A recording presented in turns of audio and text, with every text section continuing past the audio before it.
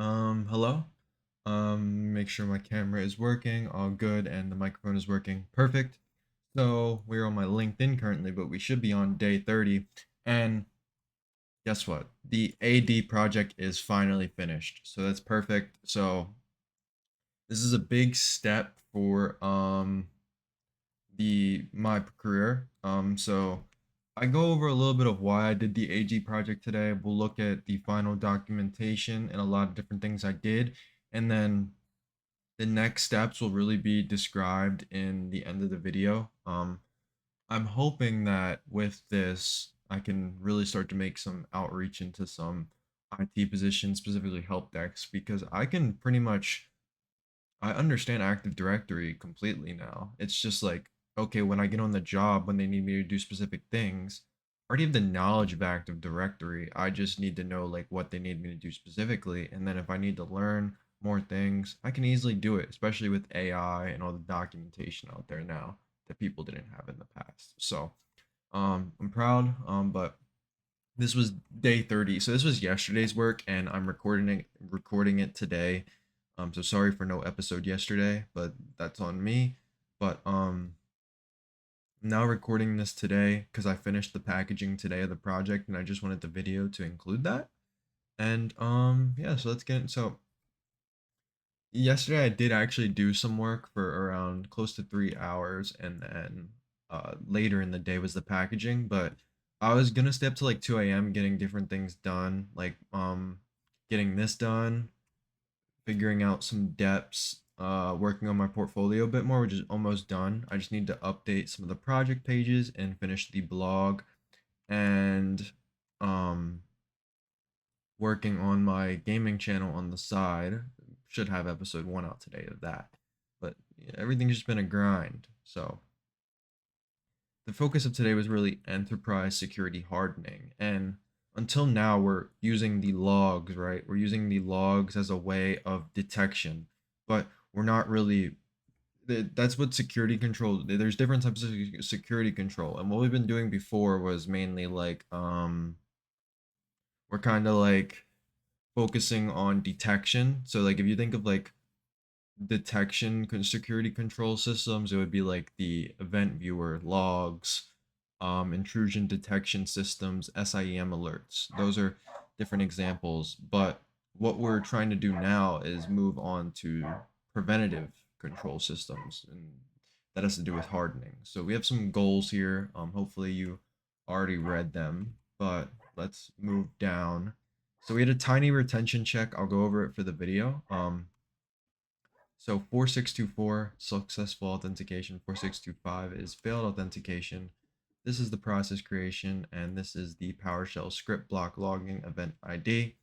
We have a question here. If administrator adds Bobs to domain admins, who is the actor and who is the target? Well, the actor is the doer of the actions, that would be administrator, and the target is the recipient of said action, so that would be Bob. The difference between detection and prevention, it's to be covered, and we pretty much covered it right there. So the new concept of hardening. So this idea of Bear Corp, when I start making theory videos, I will be using Bear Corp as my fake corporation because I like bears and I named it Bear Corporation. So imagine Bear Corp installs amazing logging. They record every login, every PowerShell command, every process, and every account change. But they also have unnecessary administrators. They have a weak authentication policy. They have legacy protocols, unnecessary services, permissive firewall rules, and insecure SMB configuration. They have very good visibility with their logging, but they have a very vulnerable environment. So hardening kind of stems into reducing those weaknesses and unnecessary attack opportunities through secure configuration. So you think like there's a default and functional system, and then you assess the exposure. So you look for any vulnerabilities in that system. Then you remove like capabilities that you don't need. You restrict the access, especially for users. You strengthen the configuration. You validate that nothing went wrong, and then you have a now more hardened system. Um, the attack surface, then this is just more theory that I'm going over. So the attack surface is the like collections of ways that an attacker might interact with or compromise the system. And these are different things you can find, like exposed services, protocols, accounts, admin privileges, applications, ports, credentials, remote management paths. And this comes to say that when you add more functionality to your system, you think it's pretty cool. Like you're making a website and you're adding all this functionality, but that creates more things in turn that need to be secure. So you think the more you add on to your product or whatever you're working on, the more things you also need to in turn secure. So next, we have the security baseline. And instead of every administrator inventing their own idea of what is quote unquote secure, there are defaced baselines that organizations use to know, okay, this is the baseline, this is what's secure. And then they can add on more to that if they want, but this is the standard for what's secure. And then they can decide if they want to approach more of what they feel would be more secure. So, conceptually, there are expected secure configurations, and then there's the actual configurations that people use. This is just some self notes here, so we don't have to worry about that. And then another term is configuration drift. So I had the example. Imagine this Monday, right? Your firewall was enabled. You had SMBv1 disabled because it's a legacy protocol. It's not very used anymore. And pretty sure it was. Why is my mouse doing this?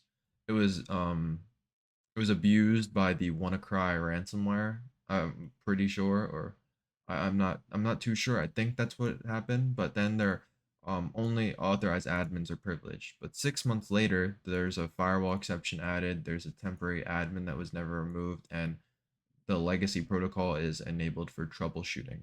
So the system drifted away from its intended baseline configuration, and you don't stop hardening your system once. You keep hardening it with changes and added functionality and how tech progresses. So we assessed a bunch of areas for this day. So the first one was privileged access, and basically we want to see who has the privileges in this domain in kevinlab.local. So we check domain admins, enterprise admins, schema admins, and then obviously the administrators group.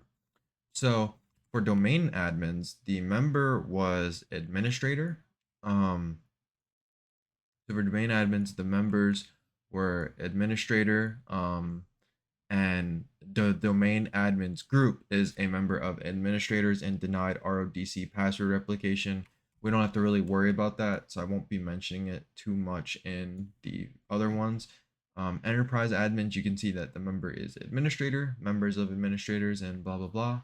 Schema admins, member is administrator and member of blah, blah, blah. But it's not in member of administrators. And then the administrators group, the description is it's complete and unrestricted access to the computer/domain. And its members are administrator, domain admins, and enterprise admins. So this kind of tells you who has the privileges in the system. And right now, it would be obviously members of this group, and the only member that has it is administrator, which is my account. So I am the sole administrator, which makes sense because it is a home lab and I'm the only real person. Maybe we could get, like, in the future, a bunch of robot AIs acting as real people. That would be cool. I'm also looking into the help desk. I'm actually gonna write that down in a to do. There's help desk simulator game.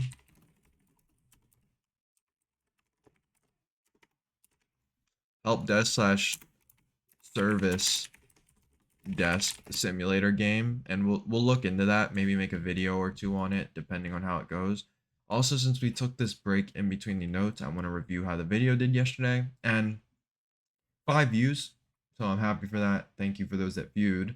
And you can see that our other video, this one, actually went up quite a bit. It went up to 11, which is pretty cool in my opinion. So we now have 11 views on this video, which is a very, very, very big upgrade. And then 9 views on this, not too bad, not too bad. So hopefully with this being the final package project video, we can get a bit more viewers.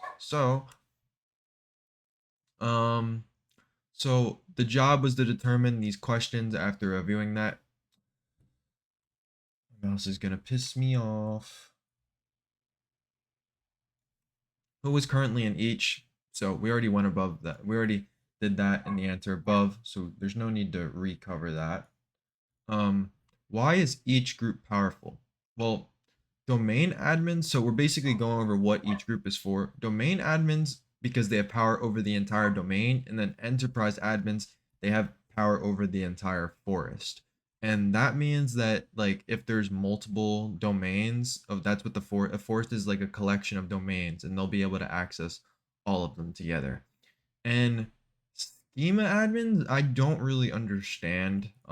So I can put I still have to review that what schema admins are, but it wasn't really important for this home lab, so I didn't really go into it too deep. Been a bit overwhelmed at how much work I'm doing recently. So then administrators, they have power over everything. They just do whatever they want. And that's me. I control everything. I do whatever I want. So there's some concepts from this. So with people on the job, you want to maintain the concept of least privilege. An identity receives basically only the privileges necessary to perform its job. So if it's something you're on the fence of, put it like side to side by the job task and identify what they actually need, not things they may need. Identify what they need to do the job and then give them those permissions. And then privilege separation, it's your everyday identity and administrative identity. They're not treated as interchangeable. So like my ordinary account is not equal to my administrative account. So then we have security assessment number 2. This was really going over the password requirements and lockout policy. And we basically found that at the start that the minimum password left is set to 7 characters, which in my opinion is not good. And you want to have this a bit higher because it will help against just people using brute force attacks and dictionary attacks. But and the shorter lengths increase guessability. But if you make it too long, like 20, like I don't write down my passwords anywhere because that would be bad. What if someone found that? I have them in my head. So it's like if you make it like minimum length 20 and I have to remember that, I'm cooked. Like so yeah, you can't make it too long. So I think a good one is maybe 12, 14 if you're being a little bit ambitious. I think once you start going above 14 it gets kind of crazy and like I don't think that's very necessary or good. So, yeah. Um Complexity requirements. So, is everything good? Still good. We're 12 minutes in. Okay. Let me just move this over. 'Cause I like to look at the OBS and see like what's happening, like where are we at in time, and is my mic still working? Is the camera not glitching? So I like to just glance over at it, especially when I'm doing like my recordings, especially for like games and professional business. I like to make sure like the mic is still working in the middle of it. So we should keep it over there. So complexity requirements, obviously enabled. This is just gonna make people use different special characters, numbers, symbols, and it'll reduce weak, predictable passwords. Password history enforced. So it's gonna remember the past 24 passwords you use, so you can't use the same one, and it prevents password recycling. Minimum maximum age is 1 day minimum, 42 days maximum. Helps you remain unpredictable. But if you're changing it too often, like if you have them change it every 5 days, how are they ever gonna remember? They're like, there's a chance, like obviously some people will remember, but there's a chance like, oh, I'm changing my password every week, and then you think it's still the same one from last week because like you don't remember what you changed it to, and it's like then you have to get the IT to reset it, and it's like and why are we having them change it every day? I think every year is honestly fine. Every maybe 6 months. You don't need this often. So this is honestly bad on my part. I don't want my people changing their password almost every month, you know? The lockout thresholds weren't defined. Still something I'm thinking about going and doing, even after I packaged it already. But yeah. So then we went over the Windows firewall, assessing both our server and the client and seeing what happened for those. So what firewall profiles exist, and they each have the domain, private, and public profile. Which profile is currently active. So on server, the domain controller has the public profile, but on client, it is the domain. And then obviously the firewall is enabled on both. So there's inbound and outbound rules when you deal with firewalls. I covered this in like the first 2 weeks of my cyber journey. So I have the GitHub here for this one, but we also have Cyber IT Notebook. This is my other GitHub repository if you want to check it out. And basically, I have the notes for everything here. So all the videos, all the notes are here. And then in the past, before I started making videos, I have like different scripts I made, and like some of them I have like an enumeration toolkit. And so if you want to go check these out and work on them yourself, fine if you want to do that. I haven't really touched this a lot though, but this is my documented one that we'll go over later. That's my LinkedIn. Okay, so we're back here. So inbound is like incoming traffic into the network, and then outbound is what the machine can initiate going out, and inbound will usually be much, much, much more strict. Oh my gosh, this mouse. Um, so why might disabling Windows Firewall entirely be a bad troubleshooting habit? Well, one, I know from my research in like penetration testing and things that I've done is that people can scan your network and ports if you disable it. There's literally no guard bells, and you expose everything to the listening service at once. So that's just bad. And then a self note for this section is that we're talking about this private and public, and private is less restrictive. It's like for home or office networks, while the public profile is for public networks like the airport, cafe, things like that. But you can also think of this like private, your home address, when you're thinking of like IPs, and public is like the public IP address. Um, so then we checked SMB security. So there's this command get SMB server configuration, and that's really going to give you all the info you need from this. But this is really, so SMB is like the file shares we built, like that we went over with HR and finance, and what people are allowed to access over the network. So is SMB v1 enabled? And first I went over that is the old Windows file sharing protocol, and it doesn't use this. It wants V2 or V3. I think I talked about the WannaCry. Um, and then SMB1 V1 is disabled, and I have V2 enabled. And Windows, well, like I said, it wants V2 or V3, but it also can use V1 if you want. It's just not a good idea. SMB signing is like when you think of packets, they have the what is it called on packets? So you know if they've been tampered with. I don't think it's the opcode. It's like the checksum. Yeah, it's a checksum. So if a checksum is different, you know it's been tampered with, or it something's missing. So it's like SMB signing is kind of similar. It's like a seal. It prevents tampering and man in the middle attacks. And then is SMB in signing enabled / required in your relevant configuration? And yes, they're both there. And basically, I went over what it is already. Here's more notes. So remediation was basically picking one or two actual weaknesses. So I obviously wanted to go over the password length. The account lockouts are a good thing to do. And from this, I mean, there could be firewall rules we can go into and check more specifically, but I kind of mainly focused on the password. Another thing I noticed while reading this is this one. So if I wanted to go and remediate that, which I'm probably going to do after this video, I'm going to make this like way longer. Way longer. There's no reason to make people change their password every 42 days. So, now why did I choose Active Directory as the first major project? Um, and I just wanted to learn how an enterprise actually works before going to attack one, because that's probably the next goal. It's gonna be I'm gonna go attack this enterprise and see what I can do to it, right? And I could have just started. Oh, let me just download Kali. Let me like I had a Kali Linux virtual machine. Let me get Nmap on it. Let me scan a box. Let me copy an exploit. Let me get a shell.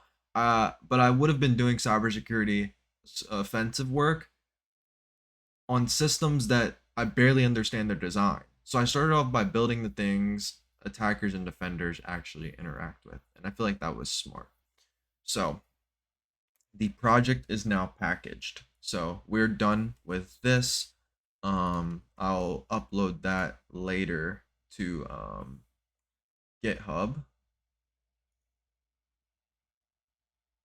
But this is the YouTube channel. I need this open so I can upload this video after.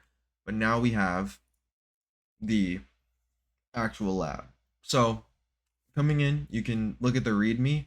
I am not going through this whole README. Look how long this is. This took me so long to set up. I have a bunch of screenshots. It looks all professional. We are not going through that entire README because we've gone through the project together and you guys know what I've done. So that is for new people who come in and want to understand what has my project actually been about. What we will go into though is this diagram. This is a really cool thing to look at. So this is the diagram for everything we've done. And it's honestly pretty damn cool. I had AI make this and I just like kept feeding it things. So it's pretty cool. But you can see our domain users, they're authenticated with Kerberos, the AGDPL access model, the event logs we created, the client. Um, we then have this stuff here. So the SMB group policy, domain name system, Active Directory domain services.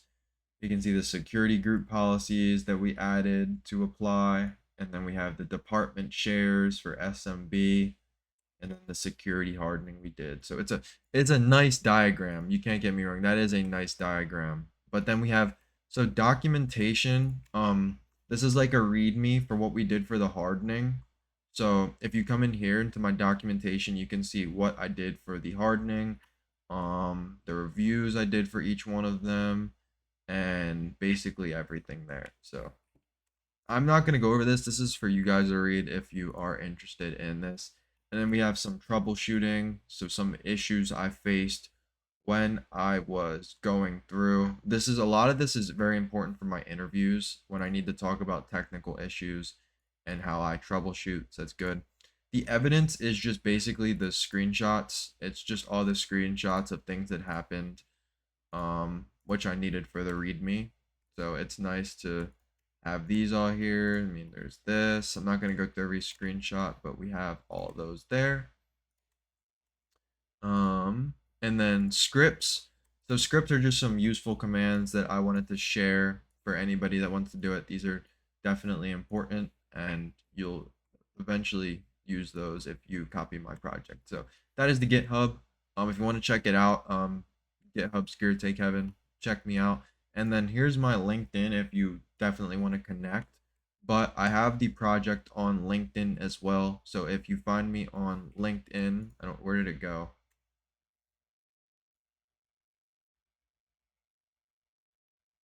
So if you find me on LinkedIn, you can see the diagram and you can see the GitHub there and the time that I worked on this. So um yeah, that's all I have for this video today.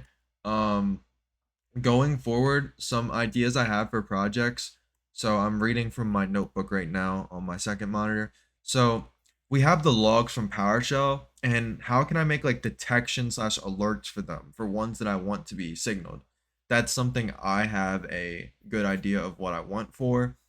Um, Another one I have is a ad blocker project, and that just confused me because I have AD there instead of like, oh my god, I thought it was Active Directory blocker. I'm like, oh, no, I want an ad blocker project for my home network, and it would be there would also be like a GUI interface for it. I'm probably sure that would be like a web app where you can turn it on and off, and I think that would be cool. And then obviously the help desk and service simulator game.